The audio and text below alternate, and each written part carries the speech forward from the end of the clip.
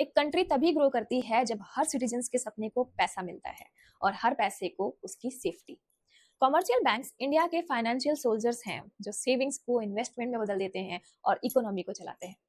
आज हम सीखेंगे कि कैसे पब्लिक, प्राइवेट, रीजनल और फॉरेन बैंक्स मिलकर के इंडिया के फाइनेंशियल इकोनॉमी को बना रहे हैं।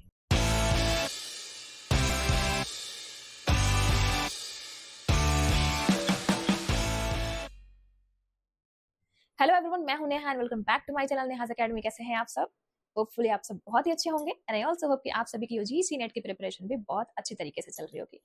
मैं आपको करा रही हूँ paper 1 and paper 2 commerce and management के वो सारे इंपॉर्टेंट टॉपिक्स जो कि आपके यूजीसी नेट जेआरएफ को क्वालिफाई करने में बहुत ही हेल्प करेंगे।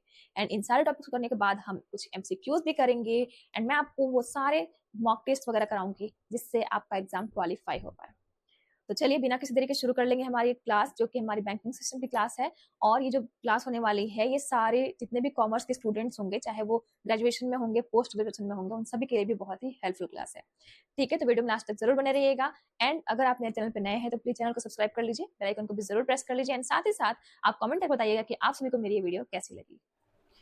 तो चलिए शुरू कर लेते हैं हमारी आज की वीडियो, जो कि होने वाली है आपके बैंकिंग से रिलेटेड, यानी कि कॉमर्शियल बैंक्स इन इंडिया। इससे पहले मैंने आपको बैंकिंग से related RBI and monetary policy के बारे में बताया और मैंने आपको बताया कि बैंकिंग्स जो है इंडियन बैंकिंग्स में क्या क्या चीज़ें शामिल होती है, उनके स्ट्रक्चर वगैरह सब कुछ को क्लासेस कराई है मैंने। अभी तक आपके अभी तक 2 क्लासेस हो चुकी है उसकी, आज तीसरी क्लास है जो कि आपकी होने वाली है किस चीज़ की, unit number 7 of UGC net JRF, जिसमें मैं आपको करा रही हूँ कॉमर्स एंड मैनेजमेंट के तैयारी। ठीक है, तो इसमें सारे टॉपिक्स मैंने लिए हुए हैं। बाकी जो लोग भी आई कॉम के हों या फिर बी कॉम के हों, एम कॉम के हों, मतलब जहाँ पे भी आपको कॉमर्स मिल रहा है, बैंकिंग जहाँ पे आपको पढ़ना है, उन सभी लोगों के लिए ये वीडियो बहुत ही हेल्पफुल होने वाली है, जिससे कि आपको स्मार्ट स्ट्रैटेजी मिलेगी ताकि आप किसी भी टाइप की कॉम्पिटिशन एग्जाम की अगर तैयारी कर रहे हो तो वो जरूर फुलफिल हो पाए।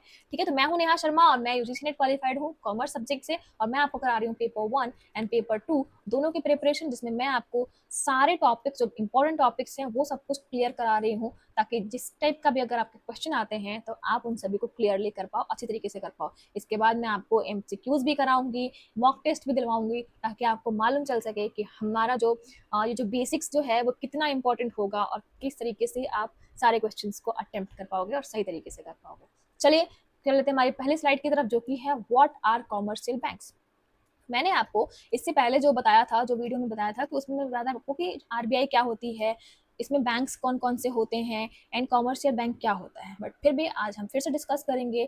तो कॉमर्शियल बैंक क्या होता है? Financial institutions that accept deposits and provide loans. तो ये क्या करते हैं? वैसे इंस्टीट्यूशंस जो कि आपका डिपॉजिट एक्सेप्ट करते हैं, आपको लोन देते हैं, तो उसको कहते हैं कॉमर्शियल बैंक्स। ठीक है, इसका एम होता है earn profit by providing banking services. तो वो आपको बैंकिंग सर्विसेज प्रोवाइड करने के साथ साथ प्रॉफिट भी अर्न करना चाहते हैं। For example SBI, HDFC bank, HSBC bank, तो ये सारे बहुत सारे बैंक्स ऐसे हैं जो कौन से हैं? कॉमर्शियल बैंक हैं, जो आपसे डिपॉजिट एक्सेप्ट करते हैं एंड आपको लोन भी प्रोवाइड कराते हैं और आपको सुविधाएं देते हैं बैंकिंग की, ताकि उनका भी प्रॉफिट हो सके और आपका भी। चलिए टाइप्स ऑफ कॉमर्शियल बैंक्स देख लेते हैं कि कॉमर्शियल बैंक्स के टाइप्स कौन कौन से होते हैं। तो आपके पास यहाँ पर दिखेगा कि एक पहला होता है पब्लिक सेक्टर बैंक। ठीक है, जिसकी मेजोरिटी क्या होती है कि 50% से ज्यादा जो है वो गवर्नमेंट के पास होना चाहिए उसका स्टेक, तब जाकर के वो क्या कहलाता है? पब्लिक सेक्टर बैंक कहलाता है। For example SBI and PNB. ठीक है, प्राइवेट सेक्टर बैंक जो होता है वो क्या कहलाता है? Own by private share holders. तो वो प्राइवेट शेयर होल्डर्स के पास होता है। For example HDFC and ICICI. तो ये क्या है? प्राइवेट बैंक है। क्यों? क्योंकि इनके जो स्टेक्स हैं वो 50% से ज्यादा गवर्नमेंट के नहीं है। अगर इसमें मान के चलो 40% भी गवर्नमेंट के हो या फिर 49% भी गवर्नमेंट के हो, तब भी ये प्राइवेट सेक्टर बैंक ही कहलाएंगे। ठीक है, समझ में आ गया आप सभी को? अब आगे बढ़ेंगे हम और देखेंगे फॉरेन बैंक्स क्या कहलाता है। तो फॉरेन बैंक्स वैसे होते हैं जिनके हेडक्वार्टर्स जो होते हैं वो अब्रॉड में होते हैं, यानी कि वो हैं उनके हेडक्वार्टर्स अब्रॉड के, फॉरेन कंट्रीज के, और उनके ब्रांचेस जो है वो इंडिया में हैं, तो इसलिए ये जो है फॉरेन बैंक्स कहलाते हैं। ठीक है, for example HSBC, city bank, ये सब क्या है? फॉरेनर्स बैंक है।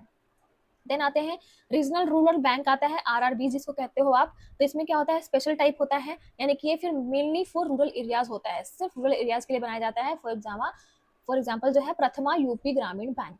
ठीक है। तो बहुत सारे ग्रामीण बैंक ऐसे होते हैं जो कि बनाए गए हैं सिर्फ रूरल एरियाज के लिए, ताकि वो एग्रीकल्चर वगैरह में हेल्प कर सके, रूरल एरियाज वाले लोगों के लिए हेल्प कर सके। ठीक है, फार्मर्स को वो लोन वगैरह देते हैं, सब कुछ उनका काम होता है। ठीक है, समझ में आ गया आपको टाइप्स ऑफ कमर्शियल बैंक क्या होता है। अब आगे बढ़ेंगे, हम पब्लिक सेक्टर बैंक्स की तरफ चलेंगे। पब्लिक सेक्टर बैंक्स किसको कहते हैं? तो देखो, गवर्नमेंट के पास ज्यादा उसकी मेजोरिटी है, तो उसका मतलब वो पब्लिक सेक्टर बैंक है। जैसे कि मैंने बताया कि उनका जो स्टेक है वो 50% से अगर ज्यादा है, तो वो क्या कहलाएगा? गवर्नमेंट के पास क्या कहलाएगा, यानी कि पब्लिक सेक्टर बैंक कहलाएगा। ठीक है।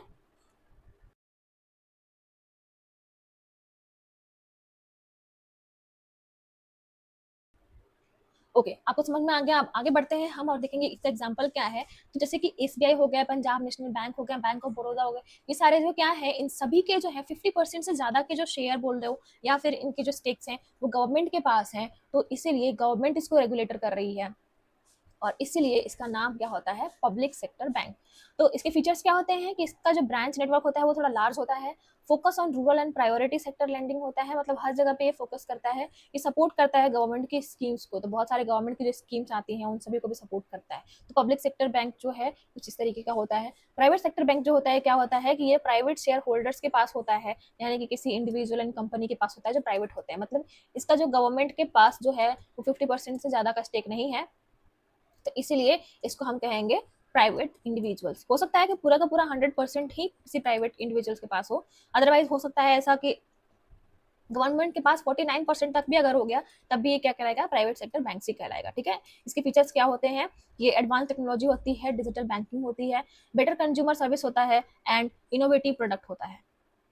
ठीक है। तो प्राइवेट बैंक जो होते हैं वो कस्टमर सर्विस ज़्यादा अच्छा देते हैं, बिकॉज उनको मालूम है कि हमारे पास गवर्नमेंट का कोई हाथ नहीं है, तो वो जो है कस्टमर्स को ज़्यादा अट्रैक्ट करने की कोशिश करते हैं ताकि कस्टमर्स उनके पास आए। और लोग जो हैं वो गवर्नमेंट के पास पहुंचते हैं ज़्यादातर, क्योंकि उनको लगता है ऐसा कि हम कुछ भी रहे तो हम सेफ ज़्यादातर रहेंगे प्राइवेट वालों के साथ, उनकी उतनी ट्रस्ट वर्दीनेस नहीं होती। चलिए आगे बढ़ते हैं हम और देखते हैं फॉरेन बैंक्स क्या कहलाते हैं।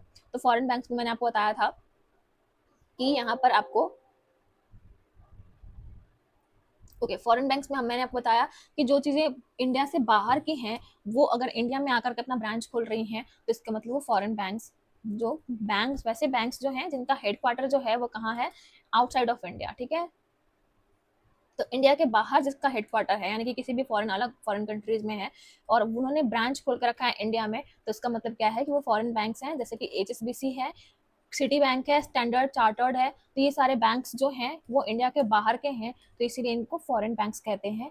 इनका फोकस होता है multinational companies and NRIs and high value clients. जैसे कि क्या होता है कि इन्होंने अपना बैंक जो यहाँ पे खोल के रखा है, उनका मतलब क्या है कि इन्होंने मल्टीनेशनल कंपनीज के साथ इनका जो टायर अप होता है, ताकि क्योंकि मालूम है कि अगर मल्टीनेशनल कंपनीज है तो हर जगह पे अलग अलग उनके जो है वो मनी रिलेटेड टर्म जो है वो अलग अलग है, right?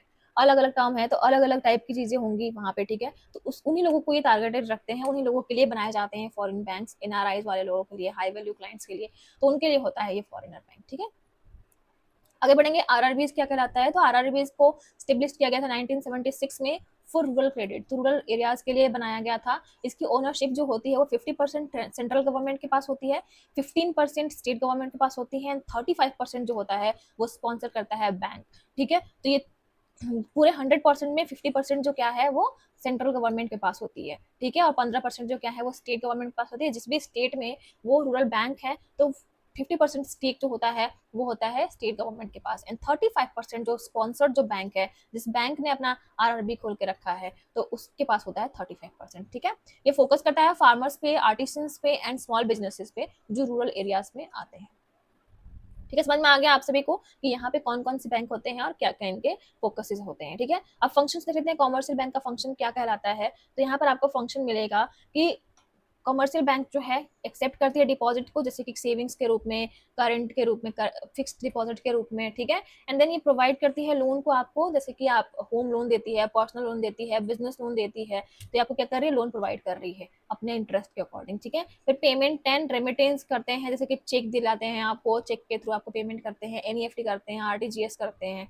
And then agency services भी करते हैं, जैसे कि आपके बिल्स को कलेक्शन करना, इंश्योरेंस का प्रीमियम देना, तो ये भी उनका काम होता है। ठीक है। अदर सर्विसेज में वो एटीएम्स प्रोवाइड कराते हैं, debit and credit card, internet banking. तो ये सारे फंक्शंस होते हैं कॉमर्शियल बैंक्स के, ठीक है, जिसमें आपको वो डिपॉजिट दे रहे हैं, डिपॉजिट एक्सेप्ट कर रहे हैं आपसे, आपको लोन दे रहे हैं, आपको चेक के थ्रू पेमेंट वगैरह दे रहे हैं, एजेंसी सर्विसेज भी आपको दे रहे हैं, साथ ही साथ वो आपको एटीएम के services, debit card, credit card, internet banking, ये सारी चीजें की सुविधा करवाते हैं। तो इसको कहते हैं functions of commercial bank. Recent trends में देखा जाए तो आपको मालूम है कि डिजिटल बैंकिंग जो है, यूपीआई जो है, वो रिसेंट ट्रेंड है बैंकिंग सिस्टम का।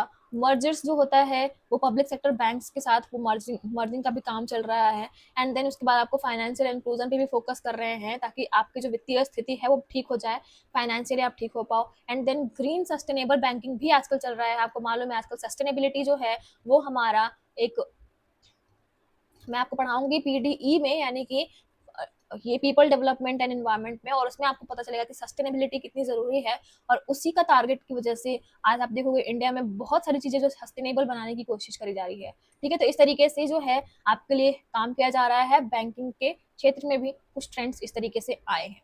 तो आज की क्लास में मैंने आपको बता दिया कि कॉमर्शियल बैंक क्या होते हैं, कौन कौन से टाइप के हैं और उन सबके काम क्या है, ठीक है। अब की पॉइंट्स कुछ देख लेंगे। तो कॉमर्शियल बैंक जो है वो क्या करता है, डिपॉजिट एक्सेप्ट करता है, लोन देता है, प्रॉफिट अर्न करता है। इसके टाइप्स में आप देखोगे पीएसबीज हैं, प्राइवेट बैंक्स हैं, फॉरेन बैंक्स हैं, आरआरबीज हैं। तो पीएसबी मतलब पब्लिक सेक्टर बैंक, ठीक है।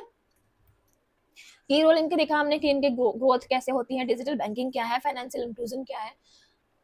तो ये सारी चीजें हमने आज की क्लास में देखा है। नेक्स्ट क्लास में मैं आपको बताऊंगी कि बैंकिंग से रिलेटेड और भी कौन कौन से टॉपिक्स हैं जो आपके लिए बहुत ही इंपॉर्टेंट होने वाले हैं। तो प्लीज मेरी इस वीडियो पे बने रहिए, चैनल पे बने रहिएगा, ताकि आपको जो भी आने वाले टॉपिक्स हैं उनका जो है वो प्रॉफिट मिल सके, उनके जो भी हैं उससे आपका रिजल्ट अच्छा आ सके, ठीक है। तो वीडियो को लाइक जरूर कर दीजिए, चैनल को सब्सक्राइब भी कर लीजिए, ताकि आपको आने वाले जो वीडियोस होंगे उसके नोटिफिकेशन इजीली मिल जाएंगे। दोस्तों के साथ शेयर बिल्कुल मत करना भूलना, और मिलेंगे नेक्स्ट वीडियो में नए टॉपिक के साथ। Thank you so much for watching the video. Wish you very all the best for your preparations. Bye bye.